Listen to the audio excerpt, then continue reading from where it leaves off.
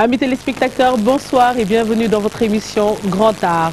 On vous avait promis une année 2015 avec beaucoup de surprises, avec un grand plateau. Nous y sommes, Grand Art est enfin là, avec moi-même, Rose Sen, mes deux chroniqueurs, Oumi Regina Sambou et Aboubakar Demba Sissoko. Voilà, donc on va inviter de grands personnages du milieu artistique, que ce soit les cinéastes, les chanteurs, les photographes ou encore des slameurs qui sont aujourd'hui nos invités. Je veux parler de Salengari et de Zenix. Bonsoir Salengari, bonsoir Zenix. Bonsoir Rose. Bienvenue dans notre émission, bienvenue dans Grand Art. Alors moi j'ai juste une question, d'où vient le slam? Bon, le slam a été importé. Il est pas d'ici, donc le slam c'est un art comme les autres, mais ça vient de la poésie. C'est né aux États-Unis vers les années 1970, fin 70, début 80, dans un bar qui s'appelait le Green Mills, par un ouvrier maçon du nom de Mark Smith. Donc Mark Smith, c'était un ouvrier maçon qui souvent fréquentait un bar. Donc, puisque dans ces bars-là, il lisait des poèmes en live, après on faisait le truc du un poème dit égale un vers offert. Donc c'était comme ça que ça avait commencé. Il avait trouvé que c'était un peu trop monotone, c'était trop low, tu vois, c'était trop slow. Donc il s'est dit pourquoi pas créer un autre truc pour mieux booster la poésie et tout ça. Donc c'est de là qu'est né le slam, qui signifie tout simplement claquer une porte. C'est un mot anglais qui signifie to slam a door, ça veut dire claquer une porte. Et en slamant, on claque des mots. On donne des claques avec les mots. Donc ça c'est la version internationale. Mais pour ce qui est du Sénégal, on a connu le slam grâce à Matador, notre mentor, qui après être parti en Belgique, etc., est revenu et nous a apporté ça. Donc il a sorti son album Hipul Khol, et à partir des sons comme Hipul Khol et Sonno Boy, le slam a commencé à connaître une expansion autour du Sénégal, et c'est à partir de là qu'est né notre club de slam, le Carrefour Poétique. D'accord. Yeah. Donc le Carrefour Poétique, vous jouez souvent dans des lieux publics et tout. Parlez-nous un peu de ça, du Carrefour Poétique plutôt. Ok, le Carrefour Poétique, c'est un collectif de slam, un club qui regroupe plus de 40 slameurs. Il y a des maçons dedans, des menuisiers, des élèves, des artistes, voilà, des rappeurs, etc. Il n'y a pas d'ethnie, il n'y a pas de différence ethnique ou bien religieuse, etc. Donc on est tous réunis par une même chose qui est le slam. D'accord. Yeah. Alors je laisse la parole à Oumi Regina qui a certainement une question à vous poser par rapport à ce phénomène de slam qui est quand même très répandu maintenant au Sénégal. Oui, Rose, bonsoir à toi et bonsoir aux spectateurs. Alors, comme vous l'avez dit, c'est Matador qui vous a fait connaître le slam. Alors, qu'est-ce qui vous a poussé à devenir slameur? La question s'adresse à donc, il y a une chose qui nous a toujours animés, c'était l'amour des mots. Depuis le bas âge, on aimait griffonner des vers, etc., écrire des poèmes. Et à la base, même avant même d'être slameur, on était des rappeurs. On est jusqu'à présent des rappeurs par Zénith. Elle chante, elle rappe, elle fait du graffiti, etc. Donc c'est l'amour des mots qui nous a poussé à faire du slam. Parce qu'avec le slam, on peut s'exprimer juste avec les mots. Donc créer une musique, un rythme avec juste les mots. Et voilà quoi. Bon, pour ma part, j'ai été plutôt boostée par notre manager Omar Ben Khattab Keita, que je salue au passage, parce que bon, au début, j'écrivais, j'avais un cahier, j'écrivais des poèmes et tout ça, donc plutôt sombre quoi, genre obscur, assez long, mais je respectais plus les règles de la versification. Donc un jour, il a ouvert le cahier, il a lu, il m'a dit, waouh, toi tu fais du slam. Je lui ai dit, mais c'est quoi le slam? Après, il m'a expliqué, c'est à partir de là qu'il m'a dit, ok, commence à écrire. Il m'a donné un thème, c'était j'ai fait un cauchemar. Donc c'était le premier texte de slam que j'avais écrit et que j'ai slamé. Donc ce qui m'a le plus poussé à continuer, c'était le fait de pouvoir m'exprimer. En fait, c'était le pouvoir que les mots avaient sur les gens qui nous écoutent. En fait, c'était beaucoup plus pour ça que j'évoluais dans le slam en fait. Avant donc que vous nous gratifiez de ce moment-là, nous allons d'abord donner la parole à Aboubakar Demba Sissoko. Hein? Oui, bonsoir. Alors, comme le rap, le slam est né aux États-Unis, alors le rap venu en Afrique, venu au Sénégal, il a été, comme qui dirait, tropicalisé. Qu'est-ce que vous avez apporté au slam qui est vraiment local? La langue, les mots, qu'est-ce que vous avez apporté au slam, à votre slam? Ok. Voilà. Donc par rapport à la langue, voilà, il y a des slammeurs qui slament en Wolof. Il y en a d'autres qui slament en Polar, en Séré, etc. dans notre club. Mais nous slamons en français et en Wolof aussi, pour atteindre une plus grande masse aussi, parce que nous véhiculons des messages par rapport à ce que nous apportons. Nous slamons ce que l'on vit, ce que l'on voit, que nos voisins vivent, etc. Les réalités du Sénégal. Dans nos slams, vous ne verrez que du vécu. Quoi d'autre? Oui, en fait, c'est une bonne question parce que nous sommes dans un pays à forte réalité culturelle. Donc, ça veut dire que nous ne pouvons pas venir en tant que acteurs culturels, en tant que des personnes qui doivent véhiculer des messages. Nous ne pouvons pas venir, par exemple, à la télé, tenir des bouteilles de champagne et se mettre en bikini pour slammer. Tu vois, ou bien même que ce soit dans un cadre plus général pour le rap ou autre chose. Donc ce que l'on apporte, c'est ce que l'on vit, ce que l'on est. Tu vois, du point de vue culturel, religieux, chacun dans sa religion, du point de vue culturel, il y a des gens qui slament uniquement en poulard et islam ce qu'ils vivent. Tu vois, ce qu'ils vivent, ce qu'ils voient, ce qu'ils savent. Tu vois, c'est un moyen vraiment... Ils ne font pas que ça non plus. Ils ne sont pas qu'on voit avec les bikinis. Non, c'est un exemple. C'est pour expliquer. C'est pour expliquer. Parce qu'ils vont se sentir offensés du coup. Hein? Non, mais nous-mêmes, nous sommes des rappeurs. Avant de commencer, nous aussi, nous sommes des rappeurs. Nous sommes des acteurs du mouvement hip-hop. Donc, c'est pas pour clasher, mais c'est aussi un peu pour expliquer ce que nous apportons par rapport à ce qu'il a posé comme question tout à l'heure. Tu vois. Il y a aussi notre touche africaine que l'on apporte dans ça. Parce que les slammeurs américains, même s'ils ne font pas sans son, sans musique, etc. Voilà, nous faisons du slam des fois avec de la musique en support. Mais on utilise aussi des instruments traditionnels pour que vous sentiez, que l'on puisse sentir l'africanité, notre touche traditionnelle. La kora, le balafon, tu vois, il y a tout ça qu'on apporte aussi, voilà. Alors, juste avant qu'on reçoive notre prochain invité, je vais laisser Salengari et Zenix nous faire un petit duo, comme ils savent bien le faire. Quand je parle d'art, je parle de beauté. Beauté sculptée au bois d'ébène avec des formes de reines, telle cette gazelle bougeant, se déhanchant en marchant, pivotant sur elle-même sur scène, tenant avec elle les reines de la danse. Quand je parle d'art, je parle de beauté. Beauté par définition avérée, authentifiée. Pas de place pour la laideur, que de joie, ma foi stupéfaite, je deviens face à une beauté de fée. Qu'est-ce qu'il voit lorsqu'il contemple un tableau? Bien sûr qu'il ne voit que du beau. La beauté invisible, des fois par vision oculaire. Invisible pour ceux qui ne sont pas dans ce monde similaire à un monde d'inintelligible, d'ineffable. D'aucuns même pensent qu'on est des fous qui croient à des fables. Au diable! Leurs idées et préjugés ironiques, erronés, à leur vision arrêtée, à pas plus loin que le bout de leur nez.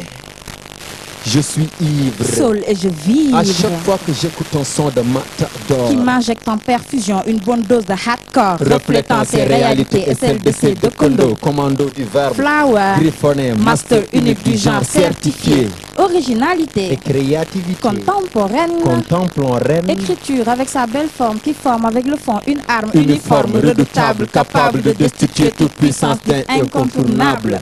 Slam. On vous remercie. Merci beaucoup Salengari, merci beaucoup Zenix. Et puis on espère vous revoir sur d'autres plateaux de Grand Art. Et quant à nous, je vous dis à tout de suite avec un cinéaste.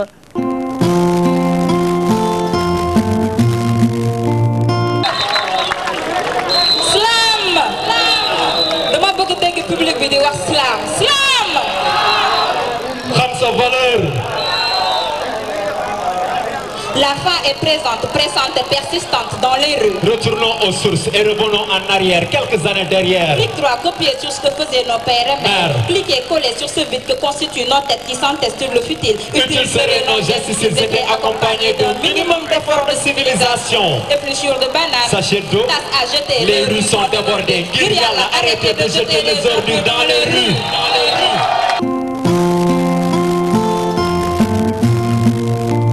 Nous avons l'honneur d'accueillir sur ce plateau de grand art Monsieur Nicolas Sawala Cissé, qu'on ne présente plus aujourd'hui.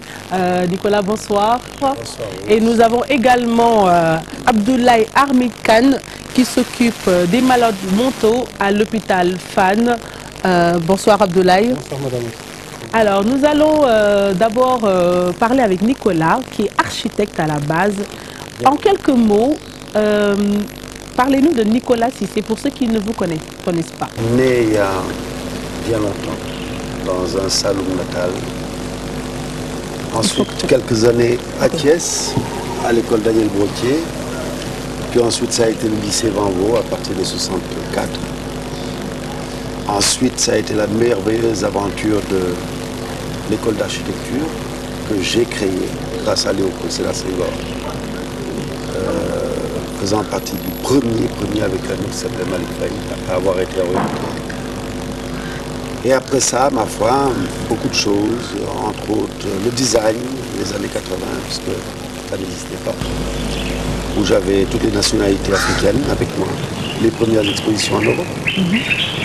Ensuite, naturellement, mon architecture, naturellement, parce que c'est un métier fascinant. Il faut du temps pour le comprendre, j'ai mis 30 ans. Et au bout de 30 ans, ma foi, j'ai voulu m'aventurer un peu dans le cinéma. Justement, on va parler de ça, parce que moi j'ai connu le Nicolas architecte, et il y a un an, on a assisté à la grande première de Mebus, Oui. d'accord, où vous avez parlé de l'environnement. Et comment s'est passé ce décalage, en fait, ce rebondissement entre, de l'architecture au cinéaste? Alors, quand on regarde les architectes contemporains, ceux qui ont fait le XXe siècle, très peu d'entre eux sont restés uniquement architectes. Le Corbusier était designer. Miss Van der Rohe, vous avez ses tables et ses chaises dans le musée d'art moderne de Saint-Étienne. Musée d'ailleurs qui a acheté une de mes œuvres. Et vous avez Louis Kahn a été designer et architecte. Pas mal d'architectes dans le monde sont cinéastes. D'autres sont romanciers, d'autres sont en théâtre. Là, lorsque l'homme a voulu créer en art, il a commencé à bâtir. Et en bâtissant, il s'est aperçu que sur ces grands murs, les pyramides par exemple, on pouvait y écrire et dessiner. Ensuite, il a commencé à dessiner. Et l'avant-dernier des arts, c'est le cinéma, c'est le 7e. Alors, 30 ans d'architecture dans le premier m'a permis peut-être d'avoir envie de m'aventurer ailleurs. Et j'ai choisi le cinéma parce que quand on demande à un architecte quelle est la discipline sur laquelle il voudrait patiner, il vous répond le cinéma.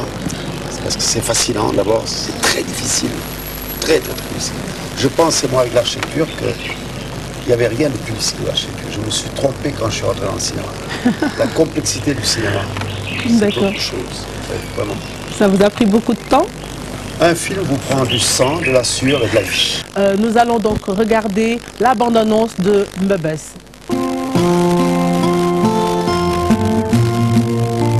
Parce que le miel n'appartiendra plus à l'abeille. L'abeille n'appartiendra plus au pollen. Et le pollen n'appartiendra plus à la fleur. Lorsque l'hirondelle aura le bec trop trempé dans le détritus qui tue l'humanité. Lorsque les plastiques blancs remplaceront les ailes des mouettes. Est-ce une histoire violente? Et les plastiques noirs, ceux des éperviers. Alors, il est indispensable de nous réinventer. Malaka amul bu góor amul bu jigéen. Humain! Humain!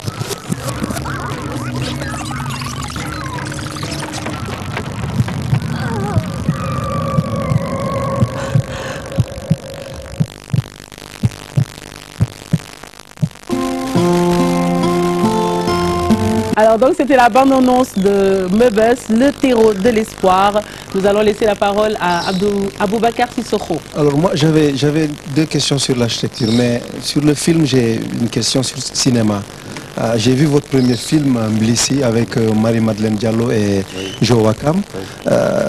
Ça me donne c'est à peu près la même esthétique, ce genre de tourbillon. On est dans un tourbillon, dans un film, on tourne, on ne se retrouve pas, quelqu'un qui est comme dans un cauchemar. Pourquoi cette esthétique-là, ce style dans votre cinéma? La question est pertinente, je vous remercie. D'abord, je dois dire une chose, je suis très heureux d'être parmi cette belle grappe. Moi, ces vieux os que je suis, cette belle grappe qui est la jeunesse sénégalaise. Je suis un vieux raisin. Donc, juste pour répondre, vraiment, j'étais heureux d'être avec les rappeurs, les slameurs tout à l'heure. Il y a une notion, jeunes gens, que vous ne devez pas oublier et qui est essentielle à notre civilisation sénégalaise. Je ne parle pas de la civilisation africaine, je parle de la civilisation sénégalaise. C'est cette notion qu'a rappelé Léopold Sédar Senghor qui s'appelle le parallélisme asymétrique. On se rend compte dans l'univers qu'il n'y a absolument rien de symétrique. Quand vous allez dans la physique astrale, quand vous regardez tous les rapports, tous les segments, toutes les créativités, l'illusion se fait dans l'asymétrie. Et ce qui est intéressant justement dans le slam, c'est ce côté asymétrique. Deux choses se regardent face à face, mais en se regardant, elles sont différentes. Elles voyagent parallèlement dans l'espace, mais elles sont totalement différentes. C'était cette asymétrie qui crée la diversité. Et c'est la raison pour laquelle, dans la géométrie, parce que je parle de géométrie, très important, dans la géométrie avec laquelle je travaille, que ce soit en architecture, ou dans le cinéma, ou dans le design, l'asymétrie est toujours présente.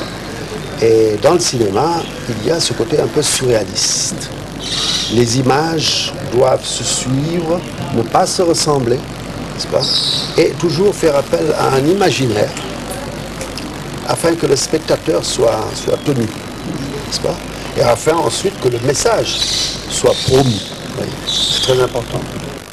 Sur l'architecture, comment expliquez-vous le fait que l'architecture n'est plus vue dans l'opinion comme un art?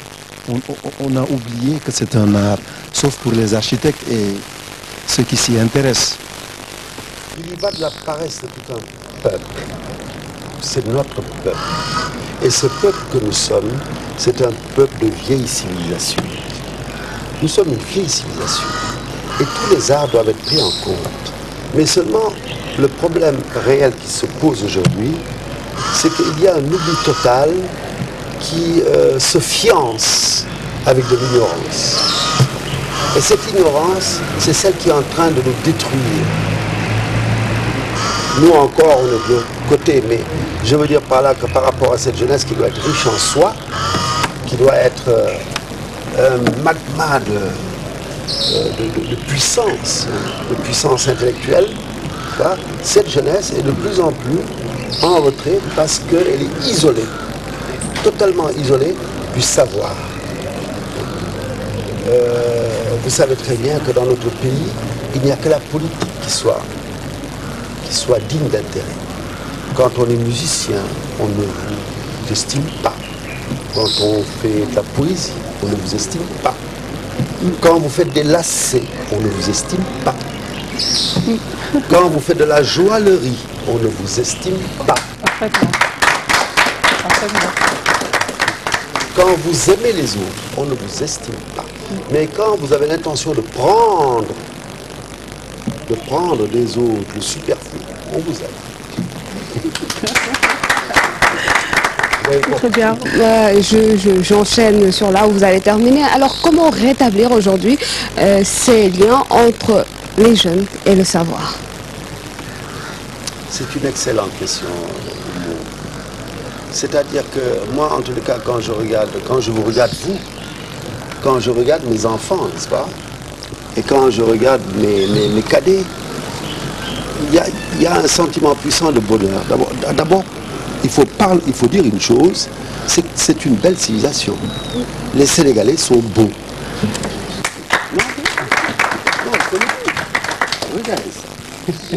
Angélique Diédioux, merci au passage pour cette belle création. La plupart des jeunes qui sont ici, c'est 1,80 m allons en haut. Hein? Donc, c'est pas pour critiquer ceux qui sont petits de taille comme mais je veux dire par là que c'est quand même une belle jeunesse. Mais une jeunesse qui n'a plus de quoi faire et qui n'a plus de quoi prendre. Une jeunesse avec laquelle, n'est-ce pas, le moyen d'expression est biaisé, il est même exclu, il est détourné. Alors quand un jeune, à la force de l'âge, n'est-ce pas, lorsqu'il doit sortir ses ailes et qu'il doit battre au vent et qu'il n'y a pas de vent et qu'il bat comme un canard qui est mouillé, comment voulez-vous qu'une nation se fasse? Pas possible. C'est pas possible. La nation, c'est cela. Voilà. Et nous avons une redevance par rapport à elle. Et nous devons la tenir de sincérité, de parole, d'action. Et c'est la raison pour laquelle, action, je suis passé de l'architecture au design et du design au cinéma. Pas par condescendance. Je l'ai fait parce que c'était nécessaire. Ça n'existait pas, il fallait le faire. Et il fallait que les jeunes, après nous, prennent le relais. Et les jeunes après vous ont fait du journalisme, on peut le dire, hein? Ah bah oui. Avec votre fille qu'on vient de voir d'ailleurs oui. dans la bande-annonce du film, Sarah Cissé. Oui. Et vous êtes fiers de ça, de ce qu'elle accomplit, parce que c'est une grande journaliste aujourd'hui. Oui, non, c'est-à-dire que c'est un quatrième pouvoir. C'est un quatrième pouvoir, il est extrêmement important. Mais il est important avec de la culture. On ne fait rien sans culture. Pour pouvoir poser des questions, pour pouvoir aller dans le sens de l'actualité, au cœur de l'actualité, plus on est cultivé et mieux on va. Ça vous permet d'avoir une éthique, d'avoir une déontologie, de ne pas aller au-devant des choses, d'attendre, d'avoir cette belle notion wolof qui s'appelle tay. Le journalisme, c'est quelque chose de grand et de beau. Quand il est fait naturellement, comme à l'instar des métiers, quand il est fait avec le savoir. Ouais. Non, certainement, oui. Alors, pour rebondir sur ça, nous allons enchaîner avec justement cette jeunesse dont on a parlé tout de suite, de cette culture qui malheureusement, comme on le sait, hein, on n'a pas beaucoup de plateaux où on parle d'art, de culture. Grand Art est là aussi pour pouvoir exceller dans ce sens. Et nous avons aussi comme invité Abdoulaye Armin Kane, comme je vous ai dit tout à l'heure, qui s'occupe des malades mentaux à l'hôpital Fann. On regarde quand même le reportage qu'on a fait à l'hôpital Fann et aussi à l'hôpital principal. C'est très émouvant, je vous laisse suivre ça d'abord. Comment on devient psychologue au Sénégal? Alors, on devient psychologue en ayant fait des études de psychologie, mais malheureusement, nous n'avons pas encore de département ni de faculté de psychologie au Sénégal. Donc, c'est des études qu'il faut faire à l'extérieur, soit en France, soit aux États-Unis, soit en Suisse. Moi, j'ai fait mes études en Suisse.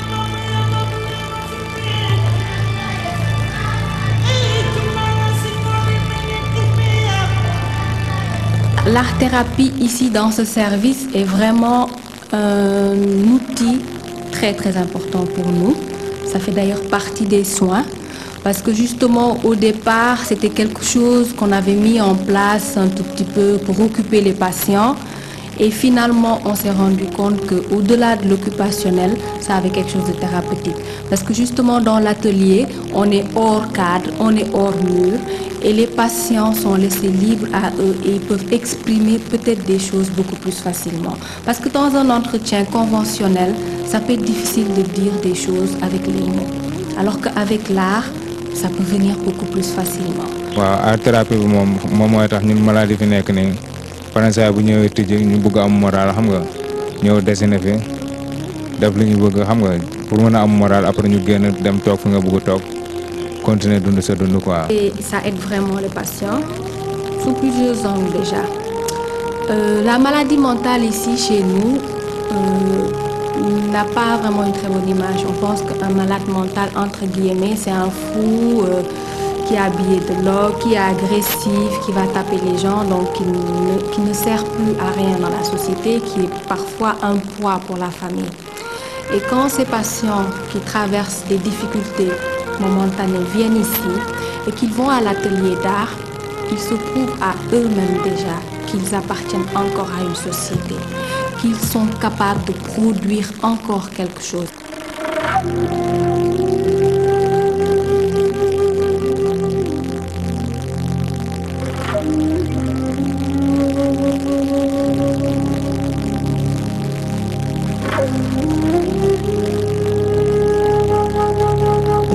dañuy mel ni comme ay prisonniers bon dañuy yàkkamti sax félicité ñëw tijji ba ñu nekk si biir aar bi nekk foofu changer fréquence amaat ay yeneen gisoo image yi nii sa xel lu ma jox nga dessiné ko xam nga fàtte te yow feebar nga yaa ngi si ay kii temps la boo xamante ne nii daal ñun temps bu ñu neex la parce que waaw dañuy fàtte loolu lu bëri ba pare waaw duñu yàkkamti sax bu félicité ñëwee pour ñuy tëjaat aar bi parce que dañ lay naan loo xalaat rek dessiné loo xalaat dessiné xam nga loolu dafa neex waaye léegi nag des fois nii sax nga xalaat dessiné waaw yoo xamante ne nii sax da nga koy yóbbu sa kër wala da nga koy jox benn cadeau kenn koo xamante ne nii xam nga waaw ñoo dina la seet si affaire yooyu.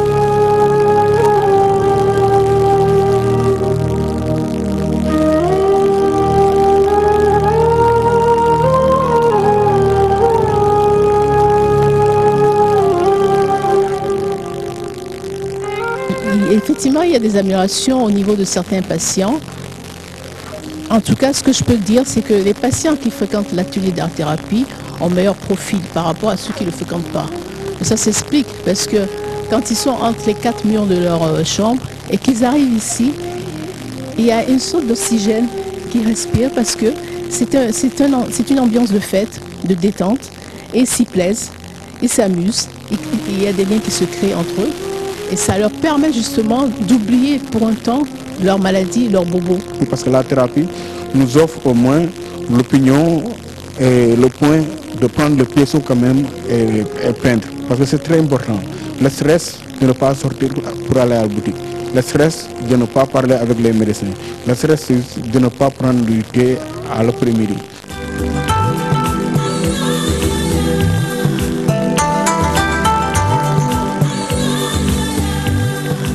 Après, le travail qu'on va faire avec eux, c'est de pouvoir arriver au terme en disant « ce bonhomme, c'était moi. Mais maintenant, je suis comme ça. Je suis différencié. J'ai évolué.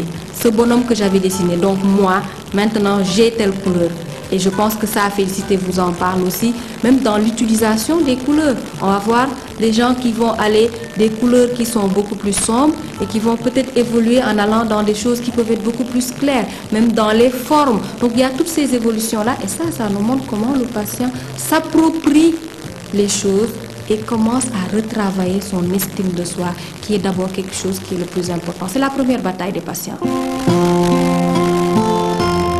Donc l'art-thérapie et l'utilisation de l'expression artistique pour les personnes qui souffrent de troubles psychiques. Et donc Abdoulaye est venu nous parler de ça puisqu'il est donc à l'hôpital Fann. Oui, je suis le secrétaire général de l'association Rescapar qui regroupe des anciens patients de l'hôpital, des personnes qui ont connu, qui ont un passé psychiatrique, mais aussi des artistes, des médecins, des psychologues et toutes les bonnes volontés qui sont prêts à venir apporter un plus pour le bien-être de cette couche sociale. D'accord. Alors, on est allé faire ce reportage donc, à l'hôpital principal il y a quelques jours. Et vous en pensez quoi, est-ce que c'est un peu la même thérapie que vous utilisez aussi à l'hôpital Fann? Oui, en fait, je peux dire que les méthodes... Parce que j'ai cru voir que vous avez aussi de la musique, il y en a qui jouent de la musique, il n'y a pas que de la peinture en fait. Oui, bien sûr, parce qu'en fait, nous, à l'hôpital Fann, par exemple, nous évitons juste de dire atelier d'art. On dit juste atelier d'expression parce que toutes les formes d'expression sont permises et ça leur permet à chacun de pouvoir s'exprimer d'une manière beaucoup plus libre, beaucoup plus spontanée. C'est vrai que peut-être qu'ils ne font pas les mêmes techniques sur la conception des choses. À l'hôpital principal, il me semble qu'il y a une certaine orientation du patient, alors que chez nous, c'est plutôt l'expression libre. Dès que vous entrez à l'atelier, vous êtes libre de faire ce que vous voulez, et il n'y a aucun moment où nous venons pour intervenir dans le travail. Donc ça, c'est en tout cas très important pour nous sur la thérapie. Parlez-nous de cette tranche d'âge justement que vous recevez souvent comme malade. En fait, il y a beaucoup de jeunes, j'ai l'impression, parce que moi j'ai vu à l'hôpital principal, il y avait quand même pas mal de jeunes, et même à Fan, non? Oui, bien sûr, il y a beaucoup de jeunes, et les pathologies varient, mais sont toujours presque les mêmes. C'est plutôt des problèmes plutôt sociaux, des problèmes de la drogue, et des gens qui ont... De la drogue surtout. Des gens qui ont connu la drogue, mais surtout des personnes qui ont connu aussi l'immigration. Donc ce sont toutes ces couches sociales qui se retrouvent à Fan et qui créent une certaine symbiose. En tout cas, nous, en tant que responsables de l'atelier, à chaque fois nous apprenons des choses. Moi je suis là-bas depuis 10 ans et je vous assure qu'à chaque jour que je suis là-bas, il y a des choses que je découvre comme si c'était la première fois que je viens. Parce qu'en fait, nous, le principe du travail, ce n'est pas de leur dire de faire des choses pour que nous apprécions. C'est vrai qu'il y a le côté esthétique qui est important dans le travail. Mais nous, le plus important, c'est le processus de travail. Parce que dès que le malade commence à dire que j'ai envie de faire quelque chose, c'est là où commence la thérapie. L'expression. Oui. C'est là où commence la thérapie parce que quand on est malade, on n'a pas souvent envie de travailler. On est tellement en déphasage avec la réalité qu'on est dans son coin, on est désespéré. Mais dès que le malade commence à dire que j'ai envie de travailler, et là on sent qu'il est en train en tout cas de vouloir s'exprimer. Et ça c'est très important pour la thérapie parce que en dehors de l'écoute qui est important pour le malade, c'est surtout l'envie de s'exprimer. Parce qu'ils sont souvent en manque de confiance et ils se bloquent quoi. Dès qu'ils commencent à vouloir parler, à aller vers les gens, c'est là où commence la thérapie. Et nous insistons beaucoup sur cet aspect. Alors juste avant de donner la parole à Oumi Regina, Nicolas, je vous ai vu très ému de voir ça.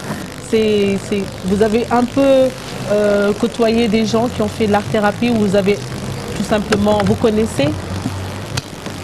Nous sommes victimes de la ville. De la ville? Oui. Nous sommes tous victimes de la ville. D'abord parce que c'est violent. C'est violent. Parce qu'une ville, c'est des érections. C'est des immeubles qui se lèvent. C'est des voitures qui passent. N'est-ce pas? Nous, comme les êtres immobiles qui nous entourent, les arbres, nous sommes victimes de cette violence. Et cette violence n'a aucune pitié. C'est-à-dire quand moi je regarde la jeunesse aujourd'hui par rapport à la mégapole qu'est Dakar, cette ville puissante, condescendante, qui a de la force et qui va à 200 à l'heure par rapport à notre petite vitesse, qui nous demande le maximum.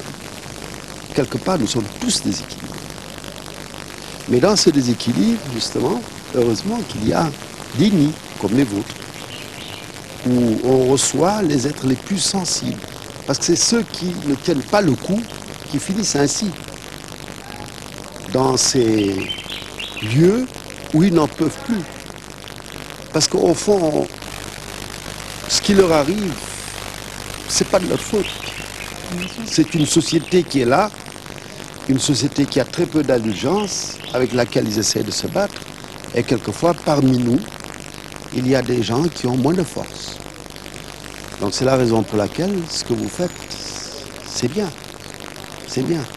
Et j'ai beaucoup apprécié le... Est-ce que vous, dans votre pratique artistique, vous vous soignez de quelque chose? Absolument. Absolument. Pourquoi? La question est très intéressante. Je me soigne de l'aliénation.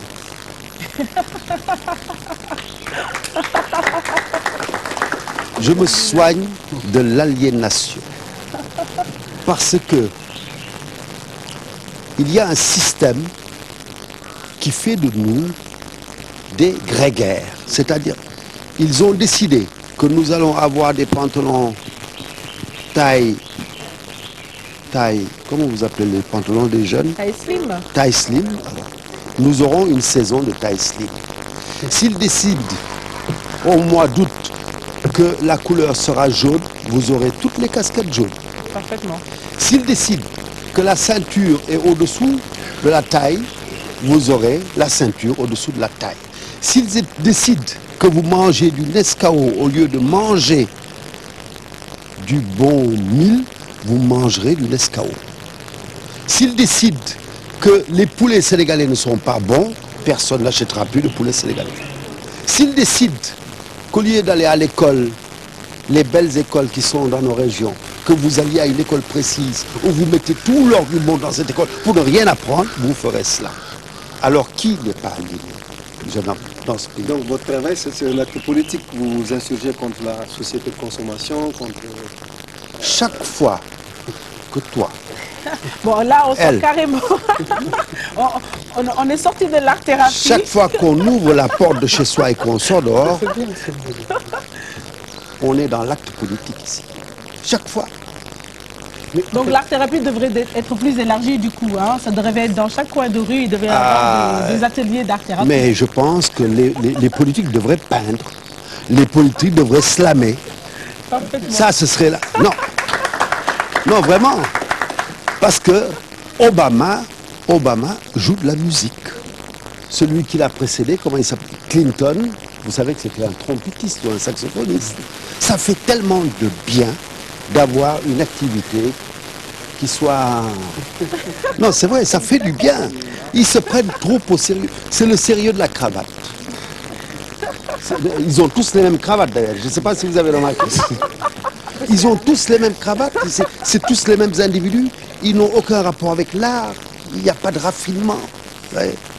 C'est plus un peuple, c'est des... Je sais pas comment vous dire. C'est juste des automates qu'on lâche dans la rue.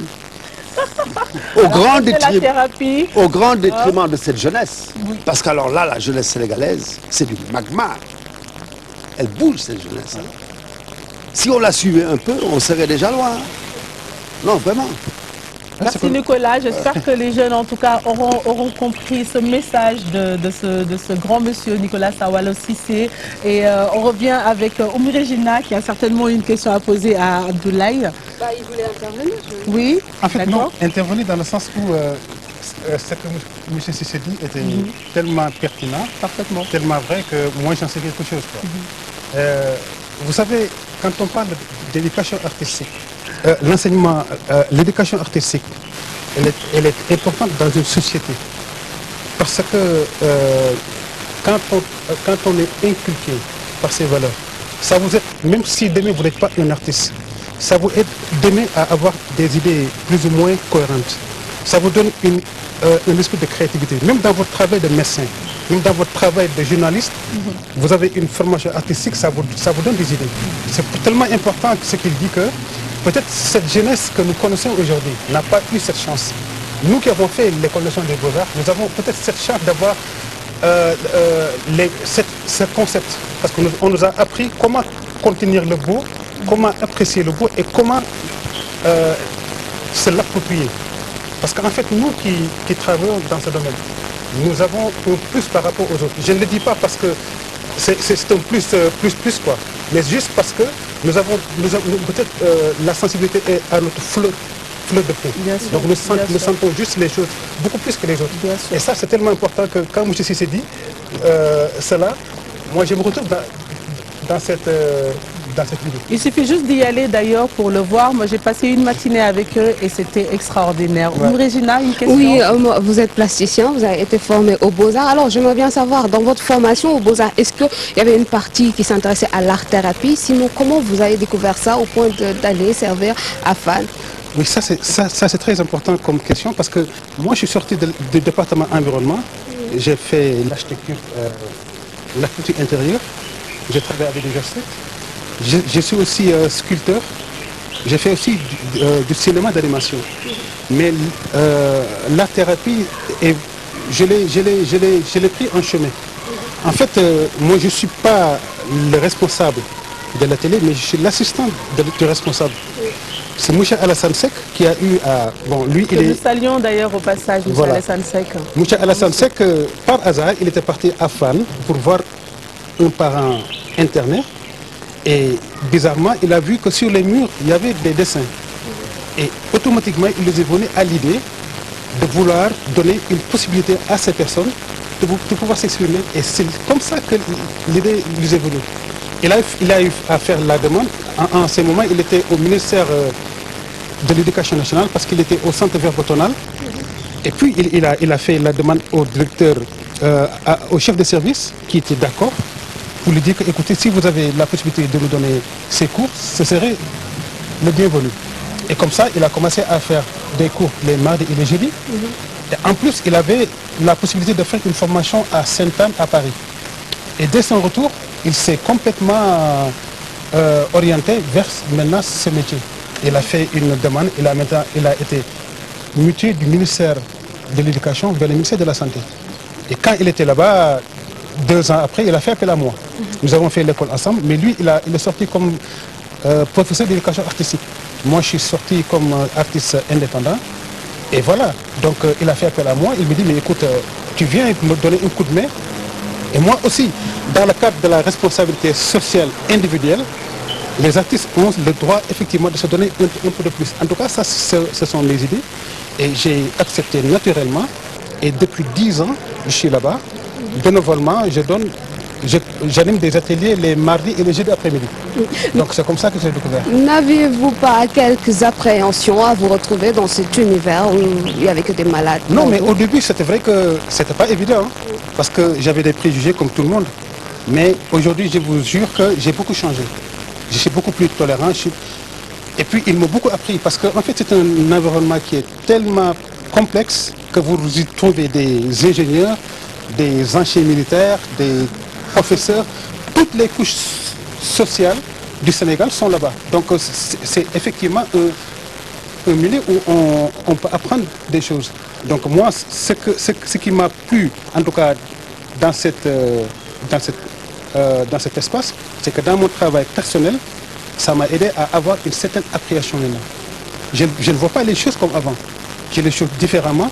Et c'est normal parce que ce sont des personnes comme nous qui ont juste quelques difficultés. Quelques difficultés, oui, on peut dire comme ça. Hein. D'accord. Parce qu'en fait, ils sont dans leur monde et quand vous discutez avec eux, je vous assure que vous avez des problèmes pour vous-même vous demander si est-ce qu'effectivement c'est tellement là. Parfaitement. Parce que tellement ils sont cohérents dans ils sont dans le monde, quoi. Parfaitement. Mais nous essayons juste de les accompagner et puis voilà. Alors, on me signale qu'il ne reste pas beaucoup de temps.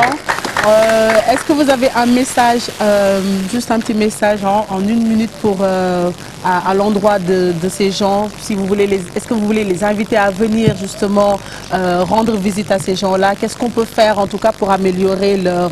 Parce que moi je me suis rappelé qu'ils ont demandé à avoir quelques matériels. Nicolas d'ailleurs, je pense que ce sera intéressant pour vous de le savoir et de pouvoir les accompagner. Un petit message, un oui, bien sûr, message. parce que bon, moi j'ai la chance de voyager, j'ai la chance d'avoir un groupe d'amis, j'ai la chance d'avoir un réseau qui me permet souvent d'avoir du matériel pour l'atelier. Parce que c'est le principal problème.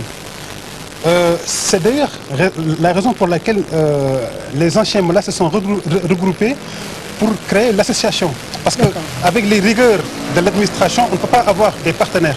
Donc Rescapar est là pour avoir la possibilité d'avoir des partenaires qui sont prêts à leur venir en aide, que ce soit en matériel, que ce soit en logistique, tout quoi. Mais tout ce qui se trouve à l'atelier de Fan a été un don de Rescapar. C'est-à-dire que nous faisons partie de l'hôpital, mais nous avons créé une association qui donne effectivement des dons à l'atelier. Parce que nous n'avons pas les moyens. Très bien. Voilà. Nicolas, un dernier mot. Est-ce que Nicolas va reprendre le cinéma ou va continuer sa belle route d'architecture et de design? Qu'est-ce que Nicolas nous prévoit? D'abord, j'ai eu vraiment un après-midi insolite. Parce que je m'attendais à être dans une salle fermée, noire. Je suis sur une terrasse en patio avec le ciel, c'est extraordinaire. Ceci pour vous dire, j'étais vraiment très heureux d'être avec vous. Ah bah tout le plaisir est pour vous. Très. Et donc, un mot. Oui, un film en préparation, là, actuellement, toujours sur l'environnement qui doit se passer avec les pygmées, certainement en forêt équatoriale. Oui, j'espère. J'espère que ça va avoir lieu parce que ça nécessite énormément de moyens et puis de temps. Il décidera. Il décidera. Et donc, nous, en tout cas, on décide de vous voir dans 15 jours sur Africa 7 pour encore vous parler de grand art.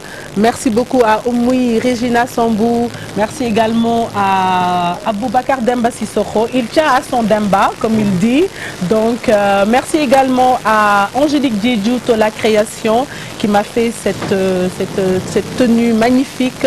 Et je vous donne rendez-vous donc dans 2 semaines sur Africa 7 Grand Art.